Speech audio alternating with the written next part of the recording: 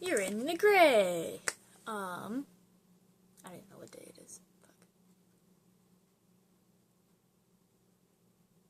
October 1st. Oh, that's embarrassing. So, still haven't had an update from my neurologist, who thinks that everything of my symptoms are psychologically based, which is ridiculous. So my therapist, I signed a waiver saying, yes, you can speak to these doctors and da-da-da.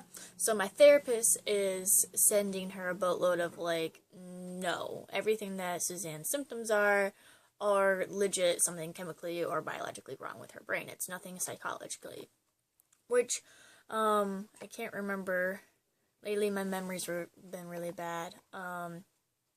But what I wanted to bring up this time is that I spoke to my paternal aunt, who has MS, and told her about the frustrations that I was having and all that jazz. And she gave me some really good advice. She told me to hold off or try to get a spinal tap before December. December's my second round of MRIs. Well, actually, it's my third round of MRIs. It would be my first annual MRI that I have.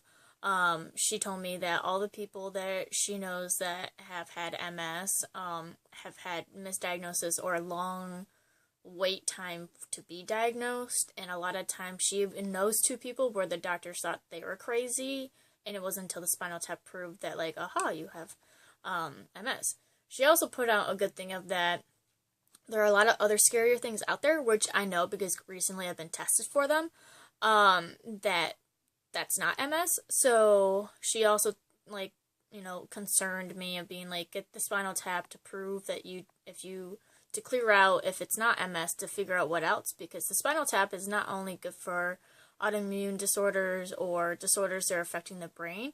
I say disorders, I mean illnesses and diseases. But it also rules out a lot of nasty stuff that stays in your brain, like meningitis, brain tumors, cancer of the brain, cancer of the spinal cord,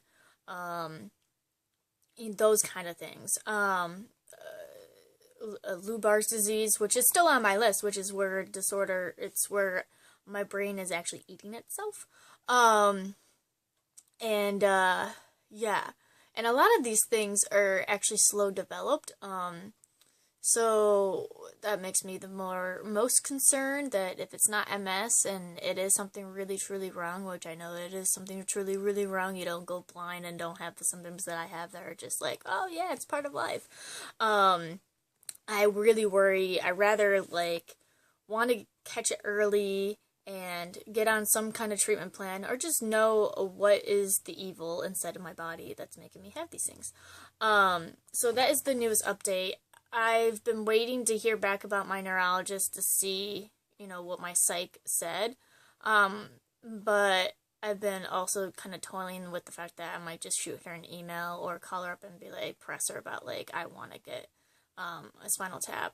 Also, the problem, though, now is that I go to grad school and I work part-time, and I'm a single person. I don't really have strong family ties, so it would be kind of difficult for me to do the Spinal Tap procedure, because you would need someone to drive you back to your place, and I don't know necessarily if my apartment is really conducive for that kind of operation. So generally, you can't walk. Like, my aunt was telling me that, like, she had to be carried back to the house, and she was staying with her mom. And the problem with that is that the only one guardian that I feel like that I could do that with, and everything would be pretty much, like, there's no stairs. Like, with my apartment, I, like, live in a two-story, like, studio, so there's stairs involved. And, like, I would have to move my car on different sides of the road, so, like, it would be kind of conducive to do with my foster family. But the problem with that is that my foster dad is going through chemo, and he has stage 4 cancer, so she's already taking care of him. So I'm going to have to talk to them, and figure out what my options are. So, yeah, that's going to be different. And about a year ago, my biological dad was like, oh, I can help you, I could do that for you. And, like, we can get a hotel room and, like, you just stay there. and that might have to come down to it, but I personally want to be really comfortable. And my reply then, a year ago, was like, well, I really want to be in the comfort of my own home. And it's completely valid. I also, like, I'm gonna need someone to monitor me, and help me go to the bathroom, and stuff. So, I don't know. And that's really stressful for me to think about because I don't have a partner. I don't have a consistent person. I mean, I do have a consistent person that I'm seeing, but we're not on that level. I mean, for me personally, at least, I don't feel comfortable enough to share that aspect of my life with her yet. She's completely amazing and gorgeous and super supportive. I just don't know where I stand on that. Yeah, so these are the complications that I have, that as pursuing my own healthcare, but then going through procedures that I need assistance and, help. So it's definitely going to be a big thing.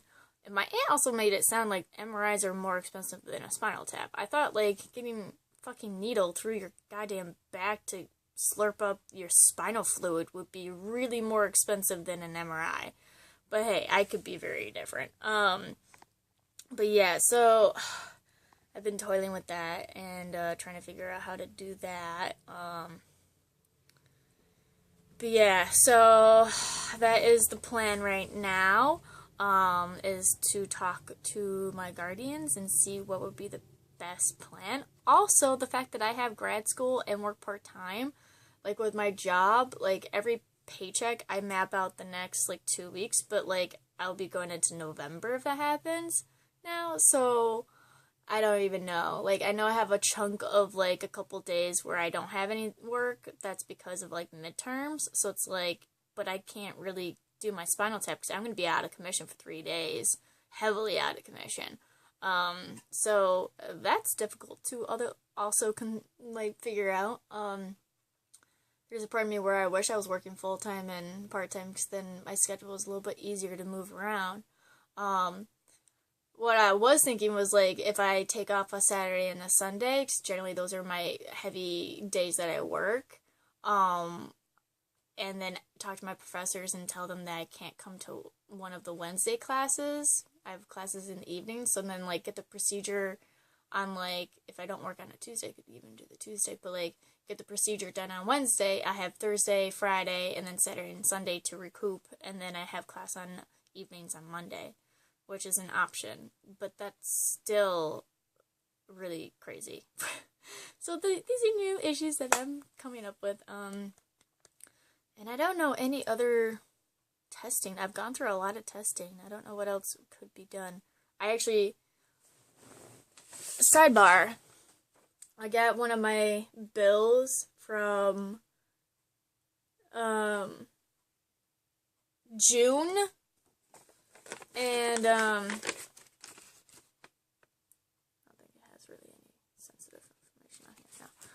So, like, this is, like, one of the massive, like, blood tests that I got, and they just billed me, but I'm pretty sure that I have paid half of this, so this is another good reason to save your bills. Even if you pay them, don't toss them at all. Especially, you can get a tax refund for this kind of stuff, so that's why I keep it all. Like, legit save this stuff, because I'm pretty sure I paid half of this, and I'm not gonna pay, again, $153.31. In a lot of medical places, they won't refund you. If you overpaid, you have to call for that refund, because most people are lazy, and they don't know. They think that, like, any other place, they're like, oh, if you overpaid, you're gonna get the change back. No. With a lot of hospitals, they keep that money, and they put it in their own, like, profit. So, that's a good tip.